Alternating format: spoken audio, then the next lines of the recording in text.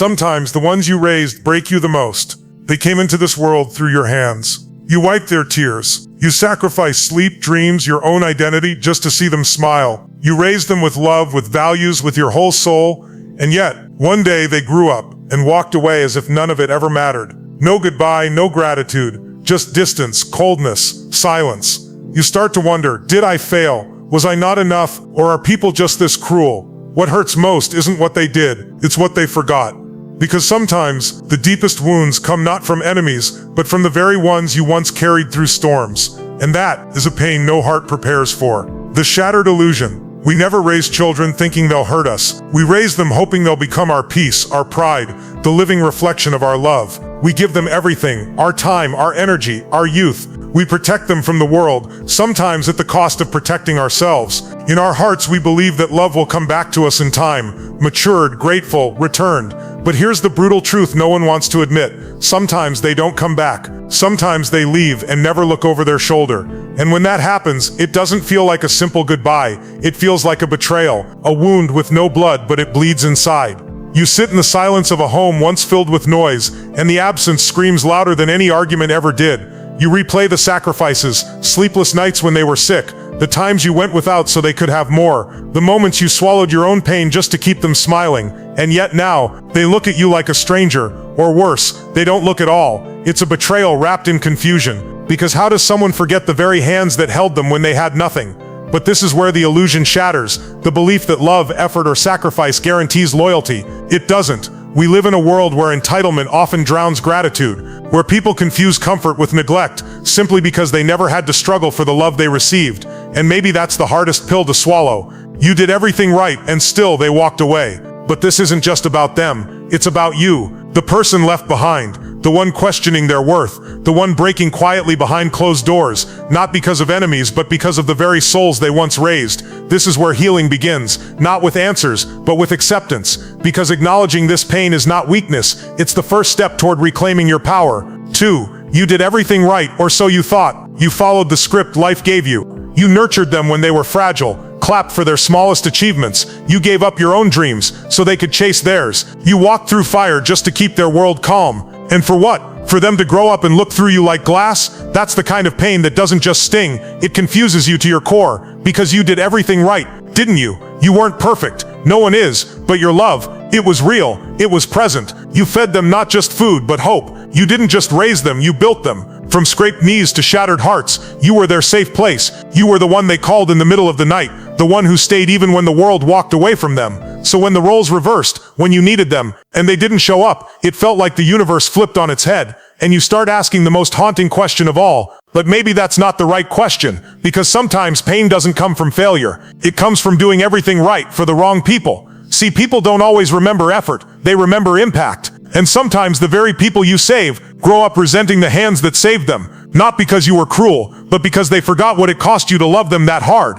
They confuse structure with control, boundaries with punishment. They forget the times you said no because you saw what they couldn't. They forget the times you stayed silent just to let them feel seen. And slowly, without realizing it, they build a story in their mind, one where you're the villain in a chapter they don't want to revisit. You thought love was enough. You thought patience would earn understanding. You thought being the bigger person would protect the relationship. But what do you do when all that effort turns into dust? You start to realize, maybe it was never about how much you gave, but about how little they were willing to see. And that's where the healing begins, not from their validation, but from your own awakening. Because this isn't just about being broken by someone you raised, it's about learning that even good hearts can get hurt when they're placed in ungrateful hands. And even if you did everything right, you're still allowed to grieve what it cost you. Here is the expanded version of Section 3, following your exact expansion prompt.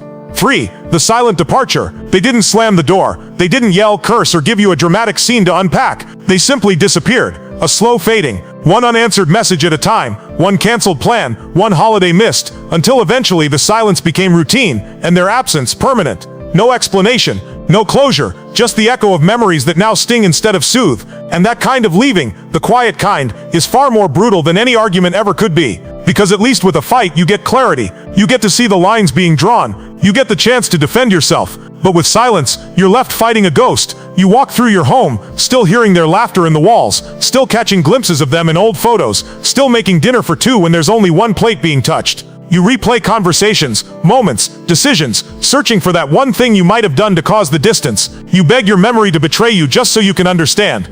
But here's the harsh truth. Sometimes people leave not because you failed them, but because they can't handle what they owe you emotionally. Because walking away in silence is often easier than facing the weight of gratitude. It's easier than admitting they outgrew your kindness. It's easier than saying, I needed you more than I ever told you. So they don't. They just vanish. And the wound that's left isn't gaping and loud, it's quiet and chronic. The kind that bleeds in invisible places. The kind that makes you smile in public and crumble in private. The kind that no one sees but you carry every single day. And here's where the dark realization creeps in.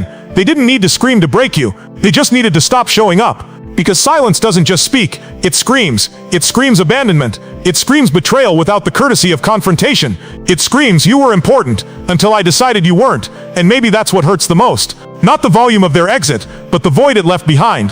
The way they left you to make sense of it all, alone. But in this silence, there's also a seed of awakening. Because if they could leave without a word, then maybe they never truly saw you to begin with. And the painful, liberating truth, you don't need people who are comfortable with disappearing from those who never left their side. For they don't owe you, but it still hurts. Society loves to remind you of one thing. Children don't owe their parents anything. It's repeated like a moral commandment, a shield to justify emotional distance. And maybe, on some level, it's true. Maybe love should be given freely, not bound by duty or debt. But here's the part no one dares to say out loud. Even if they don't owe you anything, it still hurts when they give you nothing. You raised them, not just with food, shelter, and clothing, but with your sleepless nights, your silent sacrifices, your suppressed dreams. You swallowed pain so they could taste joy. You gave up parts of yourself just to see them whole. And yet now they walk past you like a stranger. How do you not feel that as betrayal? How do you suppress the sting when the people you loved hardest forget you first? It's not about entitlement. It's about emotional reciprocity, the basic human yearning to be remembered, appreciated, acknowledged. But the truth is brutal. Some children grow up and rewrite their past, conveniently leaving you out of the chapters where you were the foundation. They see your efforts as expectations, your presence as pressure, your concern as control. And while they bask in their newfound independence, you're left holding memories that no longer matter to them. You tell yourself, they don't owe me. But deep down your heart whispers, then why does it feel like I've been robbed? This is where emotional reality clashes with philosophical ideals. Because maybe love shouldn't come with strings. But when you've poured your soul into someone for decades, it's only human to ache when that bond snaps, without warning, without repair. You sit alone, wondering if the hugs were genuine, if the I love yous meant something, if the child you protected from the world ever saw the storm you were fighting within yourself. And that's what shatters people in silence, the invisible grief of being erased. No funeral, no goodbye, just absence where there was once everything. But here's the shift. Understanding that they don't owe you doesn't mean you deserve to be abandoned. It doesn't mean your pain isn't valid. It doesn't mean your love was wasted. It means the world is flawed, human bonds are fragile, and not every ending will come with closure. Still, that doesn't make your love any less sacred. It doesn't erase the fact that you showed up when it mattered. Even if they never return, you were real, and that's enough. 5. From caregiver to stranger. There was a time when you were their entire universe. Every scraped knee, every nightmare, every trembling cry, they ran to you. You were their shield, their comfort, their home. But time passed, and something changed. Now you sit across from them and feel like a guest in your own child's life. Your presence, once sacred, now seems optional. Your advice, once golden, now dismissed. You look into their eyes and see distance, not rebellion, but indifference. That's what cuts the deepest. Not that they've disagreed with you, not that they've grown up, but that somewhere along the way you became invisible. You went from being the one who carried their entire world to someone they barely call back. It's disorienting, like watching the movie of your own life, but you're no longer the main character. Your role has been reduced, rewritten, and worst of all, no one warned you this would happen. No one told you how identity fades quietly when you're no longer needed. They used to say, I can't sleep without you. Now they say, you're being too much. You feel it in subtle ways. When they post milestones online that you find out from strangers. When they seek wisdom from outsiders, podcasts, books, influencers, but never from you. When they open up to everyone, except the one who taught them how to feel in the first place. You want to scream, I was there, I was always there, but you don't. Because dignity teaches silence, and pain teaches restraint. So instead, you shrink. You start walking on eggshells, second-guessing your every word, wondering if you're the problem. That's the identity crisis no one talks about. When a caregiver becomes a stranger in their child's life, and in their own reflection, you question your worth. You ask yourself, was I only valuable when I was useful? Did they ever truly see me, or just what I did for them? The transition is brutal, because love doesn't turn off. But connection, that fades when one side stops watering the roots. And yet, in the rubble of this emotional shift, lies an uncomfortable truth. You can't force someone to keep seeing you the way they once did, but you also don't have to disappear completely, even as they outgrow the version of you they needed. You must remember the version of you that existed before they were ever born, because while they may forget who you were to them, you must never forget who you are. The caregiver may fade, but the soul behind that role still deserves to be seen. 6. Emotional bankruptcy. When love isn't returned, you gave everything. Your time, your peace, your sleep. You poured love into every crack, every wound, every shadow they carried. And at first, that love felt infinite, like you could always give more. But now, you feel drained, like a well that's been emptied without anyone stopping to ask if there's water left inside. That's emotional bankruptcy. It doesn't happen overnight. It's slow, almost unnoticeable. You say yes one more time when you're exhausted. You forgive again, even when the apologies start to feel hollow. You keep showing up, but fewer and fewer people notice that you're unraveling inside. Because when love isn't returned, it doesn't just hurt, it hollows you out. You start to question the fairness of it all. How can someone I raised, someone I protected with my life, treat my heart like it's disposable? The truth is, most people only recognize financial debt, but emotional debt, that's invisible. You can give your soul to someone for years, and they can still walk away as if you never existed. They'll remember the mistakes, but forget the nights you stayed up when they were sick. They'll remember the moments you said no, but erase the 100 times you sacrificed your dreams for theirs. And while they move on, you're left sitting in silence, not with bitterness, but with a heartbreak that has no outlet. Because how do you grieve someone who's still alive, but no longer available to you? This is the part no one talks about. The psychological toll of loving deeply and not being met halfway. You feel used, unseen, emotionally overdrawn, and the worst part, you start blaming yourself. Maybe you didn't give the right kind of love. Maybe you weren't enough. Maybe you were too much, too protective, too soft, too loud, too involved. But pause, breathe. You need to hear this. Their inability to return your love says more about their capacity than your worth. Some people were raised receiving love but never taught how to reciprocate it. Some never understood that effort isn't love unless it's mutual. And some, as painful as it is, only value love once it's gone. So no, you're not broken. You're not weak. You're emotionally bankrupt because you overpaid in a currency they never intended to return. And while that feels devastating, it's also the beginning of something important, the realization that you must now invest in someone else, yourself, because the love you gave, the care, the empathy, the soul-level devotion, that wasn't wasted. It's a reflection of your greatness, even if they were too blind to see it. 7. The cycle of guilt and questioning. It starts quietly, a single thought whispered in the back of your mind. Maybe I failed. Then it spreads. Was I too strict? Did I protect them too much? Maybe I didn't show love the way they needed it. This is the trap, a psychological loop that plays on repeat in the mind of a parent who gave their all and still lost connection. It's not just sadness, it's self-blame dressed as reflection. Because when someone you raised turns cold, distant, or even cruel, the first person you question isn't them, it's yourself. Guilt becomes your shadow. Every memory becomes evidence in an invisible trial where you're both the judge and the accused. And no matter how many sleepless nights you gave, no matter how many sacrifices you made, somewhere deep inside, the doubt begins to echo louder than the truth. And here's the dark irony. The more love you gave, the more guilt you carry. Because real love doesn't just walk away, right? So if they left, if they forgot everything you did, then maybe, just maybe, you didn't do it right. That's what your broken heart whispers. But here's what guilt never tells you. It lies. It takes your kindness and turns it against you. It magnifies flaws. It rewrites the past with a lens of failure, ignoring all the love, effort, and grace you brought to the table. The truth, you were never supposed to be perfect. You were supposed to love them with what you had, and you did. But human beings, even the ones you raise, are unpredictable. They carry wounds that you didn't cause, expectations you didn't know existed, and sometimes resentment that has nothing to do with you at all. Yet guilt doesn't care about logic. It digs in, keeps you awake. It makes you replay conversations, analyze every what if, and second-guess your entire role as a parent. But listen carefully, guilt is not always a sign of wrongdoing. Sometimes, it's just the residue of being someone who cared too deeply and got hurt in return. So if you find yourself trapped in the spiral, stop. Not because you don't care, but because carrying that weight any longer will break something in you that deserves to heal. You are not the villain in this story. You are the one who stayed, who showed up, who gave more than most would ever understand. And if they couldn't see it, if they chose distance over dialogue, that is not a reflection of your failure. It's a reflection of their journey, one they must walk alone now. Let that be your release. Let that be the truth that silences guilt, because you gave what they needed. You just didn't receive what you deserved. 8. Entitlement versus empathy, the generational disconnect. You raised them to be kind. You taught them how to say thank you, how to share, how to respect others. You gave them what you never had, not just in things but in emotional support, safety, and presence. So why does it feel like they've turned into strangers? This is the part no one prepares you for. When the children you poured your soul into grow up in a world that tells them they owe nothing to the people who raised them. Empathy is no longer taught, it's outsourced. They'll fight for strangers online, but stay silent when your heart is breaking in the room next to them. You ask for a moment of connection, but they guard their time like it's gold. They preach about mental health, but forget their silence becomes your wound. And here's the dark psychological twist. The more you gave, the more they believe it was just expected, not appreciated, not sacred. just your job. That's the generational fracture, where love once flowed downward with gratitude flowing back up. Now love flows out, and gratitude evaporates. They say, "I didn't ask to be born," as if your sacrifices were meaningless, as if your sleepless nights and self-denial were part of some invisible contract you signed without emotion. This is the age of emotional entitlement, where empathy has been replaced by individualism, where being triggered outweighs being thankful, where past hurt justifies present cruelty.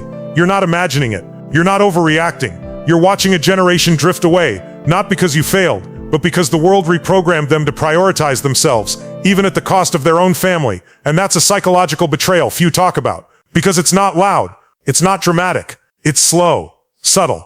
A missed call, a tone in their voice, a forgotten birthday, a silence where love used to live. But understand this isn't just about them. It's about the values we're losing, and the war between generations that no one dares to name. You gave empathy. They were taught efficiency. You gave your heart. They were told not to apologize for stepping over it. So now you're left trying to decode a coldness that never used to exist. Asking yourself, how can someone I raised feel nothing when I feel everything? It's not your imagination. It's a disconnect. A spiritual fracture between what you hoped they'd become and who they allowed themselves to be. But don't confuse their entitlement with your failure. You raised them right. They just chose to forget what right looked like. And someday when life humbles them, they may finally understand the empathy they once refused to give. Hard. The unspoken stories behind their choices. Not every departure is an act of malice. Not every silence is meant to wound. Sometimes the ones you raised walk away because they're still carrying their own story, one they never told you. And that's where it gets complicated. Because when someone you love disappears without explanation, your mind fills in the blanks. You assume betrayal. You assume coldness. You assume they never cared. But what if they were running from a pain they never had the words to describe? What if your strength, the very thing that held the family together, made them feel small or unheard, even when that was never your intent? This isn't about blame. It's about blind spots. You see, trauma has layers. Sometimes children absorb things parents never meant to say. A raised voice, a broken promise, a moment of stress that lingered longer than it should have. And over time, those memories turn into beliefs. Beliefs like, I wasn't enough, I was a burden, I had to be perfect to be loved. And they don't always bring these beliefs to the surface. Instead, they carry them in silence, until the silence becomes distance, and the distance becomes permanent. This is the painful paradox. You may have given them everything, your time, your energy, your love, but if their interpretation of your love was skewed by their own inner wounds, then your intention and their experience became two different realities, and neither of you knew how to cross the bridge. They may not know how to say it, but inside, some of them are still that little child who didn't know how to ask for help, who mistook discipline for rejection, who felt invisible in moments you were simply trying to survive. That doesn't make you a villain. It makes you human. And it doesn't make them ungrateful. It makes them lost. But here's where things fracture. Instead of healing with you, they choose to heal away from you. Because confronting the source, even a loving one, is often harder than cutting ties. It's easier to rewrite the story than to revisit it. Easier to stay angry than to open old wounds. Easier to label you toxic than to explore their own pain. But if you're reading between the lines, if you're still aching for closure, know this: their silence might not be hatred. It might be hurt. Their distance might not be punishment. It might be protection for themselves. So no, not every child who walks away does so out of cruelty. Some are still walking through the fog of their own confusion. It doesn't erase your pain. It doesn't justify abandonment, but it explains what words never could. And maybe, just maybe, understanding that their story was different from your truth is the first step toward freeing yourself from the guilt that was never yours to carry. Not every departure is rebellion. We often take it personally when someone walks away, especially someone we raised. It feels like betrayal, like rebellion, like a slap in the face after years of love, sacrifice, and sleepless nights. But what if their departure wasn't about you at all? What if it was a reflex, not retaliation? What if it wasn't a declaration of war, but a silent cry for peace? People don't always leave because they want to hurt you. Sometimes they leave because they don't know how to stay. They were never taught how to sit with discomfort, confront emotions, or heal with the people who raised them. So instead, they run, quietly, abruptly, as if vanishing is the only language they know. And here's the cruel irony. You spent your life building a home they could feel safe in, but their mind became the prison they couldn't escape. Their past, interpreted through the lens of insecurity, trauma, or unmet emotional needs, convinced them that love equals pressure, or expectations, or pain. So they retreat, not to punish you, but to protect the fractured parts of themselves they've never understood. And that's what no one talks about. That behind every ungrateful child may be a wounded soul trying to outrun their own shadow. Some departures are not acts of defiance. They are trauma responses disguised as independence. You ask, how could they do this after all I gave? But here's the harsh truth. Even unconditional love can be misinterpreted when someone's inner wounds distort the signal. To you, your actions were nurturing. To them, it may have felt like pressure to be perfect, to please, to prove. Their nervous system remembered stress where you offered stability. Their heart stored confusion in moments where you were simply trying to teach strength. And over time, staying felt heavier than leaving. Not because you failed, but because they didn't know how to be whole around you. It's a hard pill to swallow, isn't it? That someone could leave you not because they hate you, but because they never truly learned how to face you with their truth. So no, not every departure is rebellion. Not every silence is resentment. Sometimes people break away from those who love them most because being loved feels foreign, even unsafe, when you've never felt worthy of it. They aren't always trying to break your heart. Some are just trying to escape their own. But that doesn't mean you deserve this ending. It only means their story was shaped by pain you never saw. And the tragedy, they never let you in to help rewrite it. The emotional rebirth of the parent. There comes a moment, after all the crying, all the sleepless nights, all the begging your heart to stop remembering, a moment when something inside you shifts, not because the pain stops, but because you stop waiting for it to be fixed by the very people who caused it. That's the beginning of emotional rebirth. It's not loud. It doesn't look like a victory parade. It looks like you getting up in the morning and breathing differently, quieter, but stronger. You start to see yourself not as just someone's parent, someone's provider, someone's backup plan, but as a soul who matters. For so long, your identity was wrapped in them. Their needs, their future, their love. You forgot your own voice in the process, but when they walked away, when their absence screamed louder than their presence ever did, you were left with the rawest question, who am I without them? And slowly, painfully, beautifully, you begin to answer it. You are someone who survived emotional betrayal and didn't let it turn to bitterness. You are someone who broke and decided to rebuild brick by brick. You are someone who now understands that love is a gift, not a currency. This is the rebirth they never saw coming, because while they forgot what you gave, you remembered what you're worth. Your healing is not a rebellion against them, it's a reunion with yourself. Your joy is not a weapon, it's your right. And your boundaries, they are not punishments, they are the cradle of your resurrection. Yes, it hurts, but now the pain is purposeful. You're not trying to win them back, you're trying to come back to yourself. That's the real awakening. When the tears that used to fall from rejection now water the soil of your growth, you're not the same anymore. You're not a background character in their life. You are the main character in your own. And the rebirth, it's in every step you take away from what broke you and toward what heals you. You are not just a parent who got hurt. You are a soul who is rising, not despite the pain, but because of it. 15. Learning to love without losing yourself. Love is beautiful, but when it becomes a form of self-erasure, it turns into something quietly destructive. For so long you gave love like it was oxygen. You sacrificed your time, your energy, your peace, and even your identity to be enough for someone else, especially for those you raised. You thought love meant giving until there was nothing left. That to prove your heart, you had to abandon yourself. But here's the quiet truth no one teaches us growing up. Real love doesn't require you to disappear. You were conditioned to believe that unconditional love means unconditional suffering. That being a parent, a giver, or a supporter means setting yourself on fire to keep others warm. And for a while, maybe that felt noble. Maybe it even felt like your purpose. But when the very people you nurtured forget you, or worse, hurt you, you're left standing in the ruins of your own self-worth. That's when the realization hits you like a thunderclap. Loving others should never mean abandoning yourself. There is a kind of love that doesn't drain you, a kind that empowers you, protects your energy, and doesn't demand that you lose your voice. It's love with awareness, love that recognizes boundaries, love that includes you in its equation. You can show up for others without disappearing. You can give without emptying yourself. You can care deeply and still say no. That is not selfishness, that is survival. That is wisdom born from pain. There's an old saying, if you pour from an empty cup, everyone stays thirsty. And it's true, you cannot give what you no longer have. The most powerful form of love is the one that flows from a person who's whole, not hollow. It's time to learn this new love, a higher love, one that says I will be here for you, but I will also be here for myself. This kind of love doesn't beg to be noticed. It doesn't keep score. It doesn't turn you into a martyr or a shell. It balances compassion with clarity. It lets you give with open hands, not clenched fists or broken hearts. And when you love yourself in this way, something changes. You stop chasing validation. You stop bleeding for people who wouldn't hand you a bandage. You stop calling abandonment love and neglect loyalty. And slowly, you return to yourself. Because the truth is, when you love from fullness, not emptiness, your love becomes magnetic. It radiates, it heals, and most importantly, it lasts. So from now on, let this be your vow, to never love someone so much that you forget how to love yourself. 16. The courage to let go. Letting go sounds like weakness, doesn't it? Like giving up, like surrendering what you've fought so hard to hold together. Especially when it's someone you raised, someone you poured your soul into.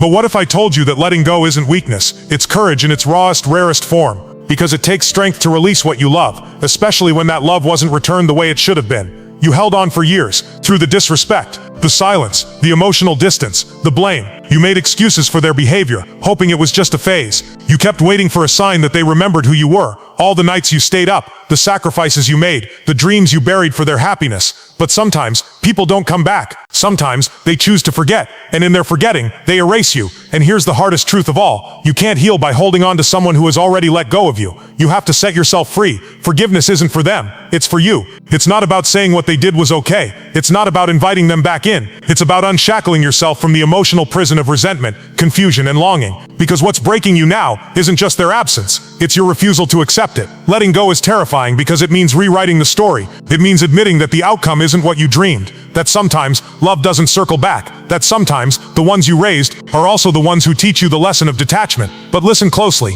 Detachment is not the absence of love. It is the refusal to let your soul be destroyed by someone else's inability to love you right. Letting go means turning the page, not because the story didn't matter, but because you deserve a new chapter. One that doesn't revolve around waiting. One that doesn't depend on someone else remembering your worth. This is not the end. This is the beginning of your emotional freedom. You're not walking away in anger. You're walking away in peace. That's power. And one day perhaps they'll realize what they lost. Perhaps they won't. But by then you'll no longer be standing at the door, waiting. You'll be somewhere else, healing, rising, becoming. Let this moment be the declaration. I let go, not because I stopped loving, but because I started loving myself more. That's the kind of strength no one sees coming. And that's the kind of freedom no one can take away from you again. 17. Stop waiting for the apology that may never come. There's a kind of silence that screams louder than words.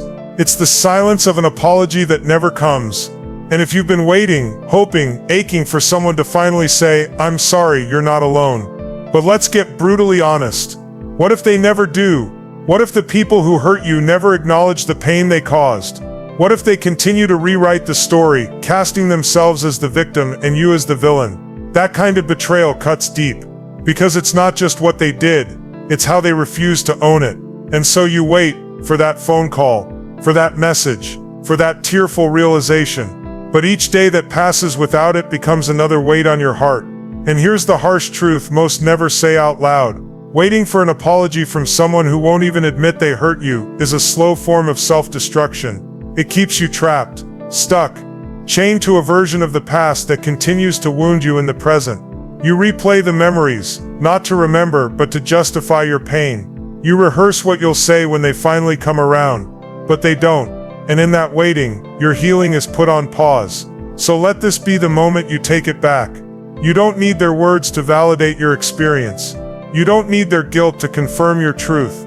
You don't need their apology to close the chapter. Closure isn't something they give you. It's something you claim for yourself. You get to say, yes, this hurt. Yes, I deserved better. But no, I will not let this keep me frozen. Think about it. Every moment you wait for them to come back and fix what they broke, you hand them the pen to your story. But they stopped writing long ago. It's time to take the pen back. You are allowed to forgive someone who never said sorry. You are allowed to move forward with scars they never saw. You are allowed to heal in the absence of their remorse. Because healing is not about who hurt you. It's about who you choose to become in spite of it. So breathe. Let the silence speak. Let it say everything they couldn't. And then walk forward. Not because they gave you peace, but because you chose to create it for yourself. This is what freedom looks like. It doesn't always come with an apology, but it always begins with the decision to stop needing one. 18. They might come back, but you'll be different. Life has a strange way of circling back. People leave, disappear, forget you, and then out of nowhere, they reappear.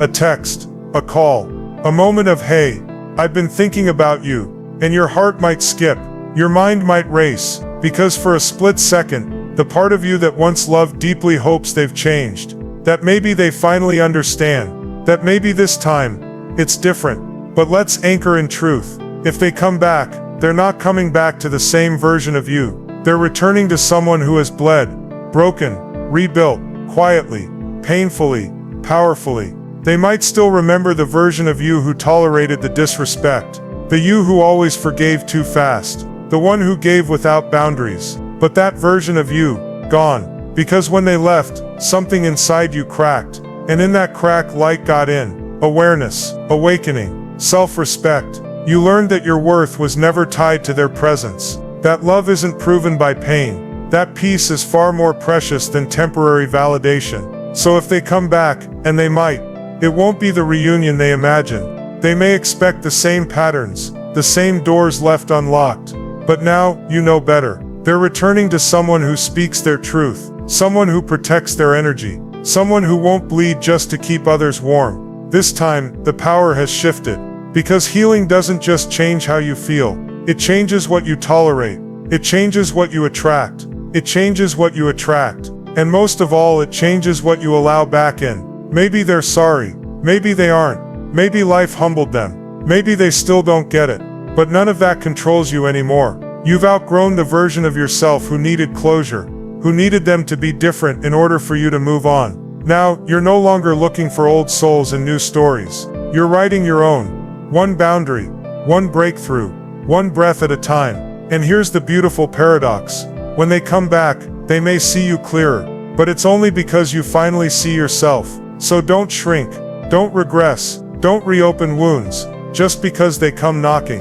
You're not cold, you're not bitter, you're just no longer willing to sacrifice yourself for the sake of being remembered. Let them come back if they must. Let them see the growth. Let them feel the distance that healing created. But don't forget, you didn't become this version of yourself to prove anything to them. You became it, for you, and that changes everything. 19. Your worth was never tied to their recognition. They never clapped for you. They never said thank you. They never looked at you and saw the mountain you moved just to keep them standing. And yet you gave, you stayed, you sacrificed, hoping that maybe, just maybe, one day they'd turn around and say, I see you now. I appreciate you. You mattered. But here's the truth that burns before it sets you free. Their recognition was never the receipt for your value. You were worthy the moment you cared. You were valuable in every silent act of love. You were enough, even when they never said so. The danger of tying your self-worth to someone else's ability to recognize it is that it places your soul in their pocket. And when they walk away, they don't just leave. They take pieces of you with them. But healing begins when you take it all back. Because your worth was never dependent on who saw you, applauded you, or stayed loyal. It was in you, long before they came. It will remain, long after they're gone. Let that sink in. They may have treated you like a background character in their story, but you were the main character in your own. You were the one carrying emotional weight behind the scenes. You were the one bleeding behind smiles. And now, you're the one rising. Recognition is sweet, but it's also fleeting. And for some people it may never come, because they were too blind, too broken, or too self-centered to see what was right in front of them. But your job was never to make them see. It was to never forget who you were in the process. You mattered, not because they said so, but because you kept showing up when it hurt. You mattered, not because they finally realized it, but because your love, your sacrifice, and your presence were real, even if they were too numb to feel it. You're not invisible. You were just surrounded by people who couldn't see beyond themselves. Now you do. And that changes everything. No more begging to be seen. No more shrinking to be accepted. No more equating silence with shame. You have the right to take up space, to breathe without apology, to exist without external permission. So here's the final beautiful shift. You no longer need their recognition to validate your story, because you've already validated it yourself, by surviving, healing, and rising. You are not the echo of their silence. You are the sound of your own awakening. And that is more powerful than anything they ever failed to say. 20. You were the light. Even if they never said thank you. They may never say thank you. They may never come back. They may never realize the depth of what you gave, or the quiet war you fought just to keep love alive. But none of that erases the truth. You were the light. You were the warmth in their cold moments. You were the hand that reached out when they were drowning, even if they slapped it away. You were the silence that listened, the calm in their chaos, the anchor when they drifted. And no, they didn't say thank you, but not because you weren't worthy. They didn't say it because they never learned how to honor what was sacred. You were their lighthouse, steady, glowing, grounded, not loud, not flashy, just consistent. You loved them through their storms, and when they lost themselves, you tried to guide them back, without ever asking for credit. Because that's what the light does. It gives. It shows the way, even if no one looks up to see where it's coming from. And yes, it hurts. It hurts to be forgotten. It hurts to be dismissed. It hurts to be used as a stepping stone and then blamed for the dust on their shoes. But don't let their lack of gratitude turn off your glow. You weren't loving to earn applause. You were loving because that's who you are. And no one gets to dim that. They may have walked away. They may have rewritten the story to cast you as the villain just to justify their departure. But deep down, in the still quiet corners of their conscience, they know. They know who was there. They know who stayed. They know who kept showing up. And when their noise fades, when the people they chased fail to understand them the way you did, your absence will echo louder than your presence ever did. But this isn't about them anymore. This is about you. You are the light. You are the light. You are the light. And your light isn't tied to who sees it. It just shines. You've spent enough time breaking for people who couldn't hold what you offered. Now it's time to rebuild for the one person who truly deserves it. You. So stand in your truth. Own your love. Wear your scars like medals, not regrets. Because even if they never say thank you, even if they never return, even if they never understand, you were the best thing they ever had. And one day they'll know. Maybe not today. Maybe not out loud. But in the quiet when they remember warmth, safety, and grace, they'll remember you. You were the light. And the light never begs to be seen. It just shines. Endlessly, unapologetically, beautifully. Now go. Shine for yourself. And don't forget to subscribe me.